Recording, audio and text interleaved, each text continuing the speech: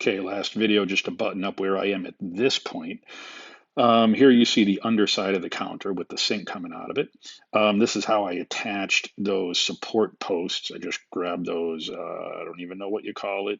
They're like roofing things from Home Depot, 1.5 inch angle brackets or something. So this is how I attached it. Just make sure that these screws here don't screw all the way up through the plywood countertop. So you have to make sure that you have the right size screws. That would suck. Here's how I have it screwed into the bottom, the flooring, which goes through into the aluminum flooring. So that's going to sit pretty darn good. This is a test curtain or cover that I wanted for the front. So this was just an old sheet that I cut to size.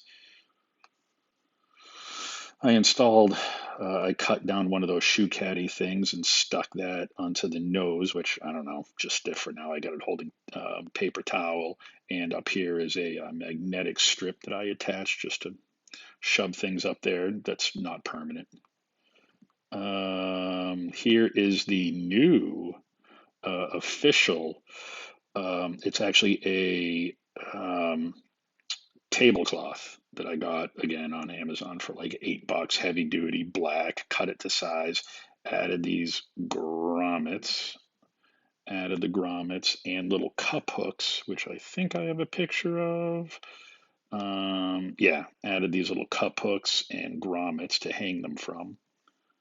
Oh, and I did. You can see my caulking job is not all that great, but I did put some silicone seal in at the base of the trim on both sides. I don't know, try to make it a little waterproof. So that's how the curtain looks. I'm pretty happy with it.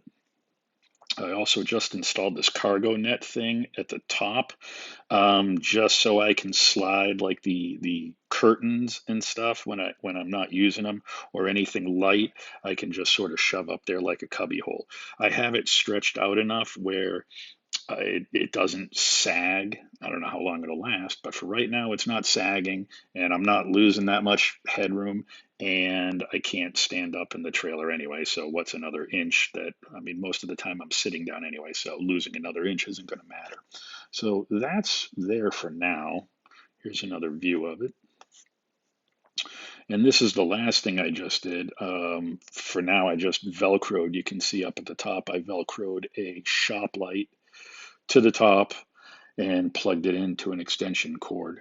It's amazing that this is the last thing I did because all the time I've been working on the WeeRoll, I've just been using flashlights and headlamps and all this. I don't know why I didn't do this from the beginning. It's not a permanent thing. I imagine the double-sided Velcro will last quite a long time, but I don't know. I'll figure out a better way to attach it.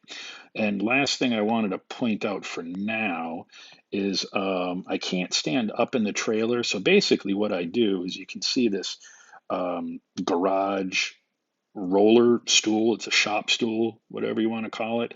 So basically, anytime I step in the trailer, I automatically sit down on that red stool and just push myself around, roll myself around. It works out great. I can stand when I want to, but I have to hunch over from my neck and my shoulders. So anytime I'm really moving around the trailer or doing any work, I'm sitting on that stool. So those of you with some low clearance, maybe that's something you want to think about.